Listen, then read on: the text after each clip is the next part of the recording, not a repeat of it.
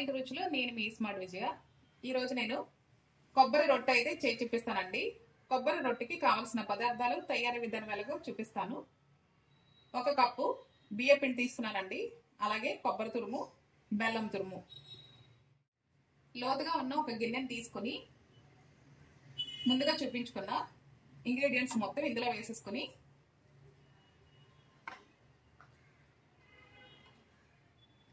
కొద్దిగా వాటర్ పోసుకుంటూ ఈ పిండిని మొత్తం బాగా మిక్స్ చేసుకోవాలండి. పిండిని మొత్తం ఈ విధంగా కలిపేసుకోవాలండి. ఇప్పుడు మనం రొట్టె వేసుకోవడానికి స్టవ్ వెలిగించుకొని కడాయి పెట్టేసి కొద్దిగా ఆయిల్ అయితే వేసుకుందాము. ఆయిల్ వేడైందండి. ఇప్పుడు ముందుగా కలిపి పెట్టుకున్న పిండిని మొత్తం ఇందులో వేసేసుకుందాము. చూసారు కదండి, ఒకవైపు అయితే బాగా ఉడికిపోయింది. రెండో వైపుకి తిప్పేసుకుందాము. రెండో వైపు ఇలా తిప్పేసుకున్న తర్వాత మరొక 10 నిమిషాలు సిమ్లోనే ఉడికించుకోవాలండి.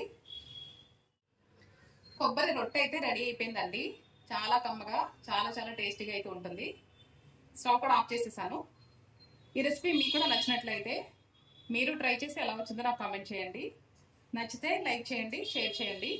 నా ఛానల్ని ఫస్ట్ టైం చూసినట్లయితే సబ్స్క్రైబ్ చేసుకోండి ఫ్రెండ్స్. Thanks for watching. మరొక రెసిపీతో మళ్ళీ మీ ముందుకు వస్తాను. బాయ్ అండి.